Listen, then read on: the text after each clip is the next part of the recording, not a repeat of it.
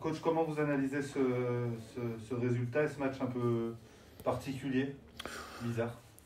Je pense qu'aucune des deux équipes ne méritait de perdre. Voilà, après, compte tenu des aléas du match, avec 3 coupures d'électricité sur un pylône, terrain aussi difficile, voilà, je pense que ça a été un match assez fermé. Les deux équipes ont bien contré tactiquement et défensivement l'adversaire. Voilà, ça a manqué d'une étincelle, je dirais, offensive et puis des situations de transition. Mais en tout cas, nous concernant, on est un peu moins bien de ce côté-là depuis quelques temps parce que je pense on fatigue aussi un petit peu. Mais ce qui est important dans les moments un peu plus compliqués l'hiver, c'est de garder de la solidité, de rester solide. Et c'est ce qu'on est capable de faire. Ça fait 3 matchs sans encaisser de but. Et je pense que c'est important d'avoir cette solidité dans un premier temps.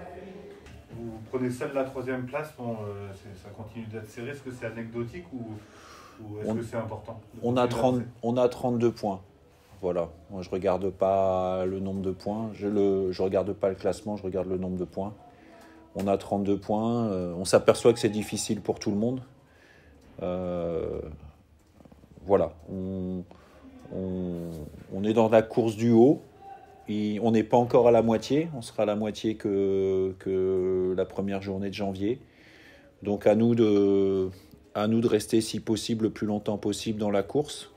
Mais pour ça, il faut raisonner match par match. Moi, je raisonne match par match. On va d'abord se reposer, profiter du break. Et puis, si possible, bien enchaîner sur le premier match parce qu'on reçoit Bourg. On a un mois de janvier chargé parce qu'on reçoit Bourg, on va à Laval et on reçoit Concarneau. Mais pour autant, même si c'est des adversaires du haut, fin janvier, il restera encore beaucoup de matchs à distribuer, beaucoup de points. Et je pense que c'est important pour nous de bien récupérer, d'être compétitifs sur les matchs qui vont se présenter. Dernière question, même si on n'avait pas à la moitié, vous l'avez dit, bon, c'est les fêtes, il est temps de faire peut-être un premier bilan. Est-ce que vous vous attendiez à avoir 32 points et d'être à cette position? C'était votre ambition ou vous êtes surpris? Clairement, c'est une heureuse surprise parce que l'ambition affichée du club était et reste d'avoir une année sans trop trembler après une première saison en national où il a fallu attendre l'avant-dernière journée pour se maintenir. Donc on s'en approche petit à petit. Après, quand vous êtes dans le haut, vous appréciez d'être dans le haut, vous appréciez de lutter pour le haut. Et à nous de tout faire pour prendre des points, continuer à prendre des points et continuer à lutter avec les équipes du haut. Et puis encore une fois, on verra bien ce qui se passera au fur et à mesure. Maintenant, encore une fois, il reste 18 matchs.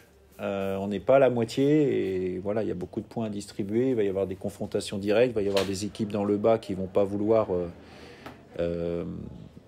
mourir comme ça. Et tous les ans, il y a une équipe du bas qui rejoint le haut du classement.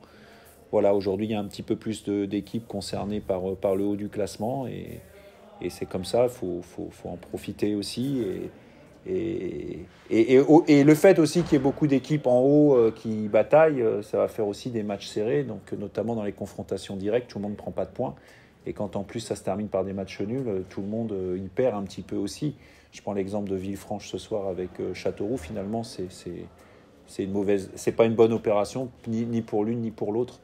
Voilà, et nous, on sera confrontés à la même chose quand on va rencontrer des adversaires directs. Donc, mais on apprécie d'être là, on va tout faire pour y rester le plus longtemps possible, et puis on verra bien.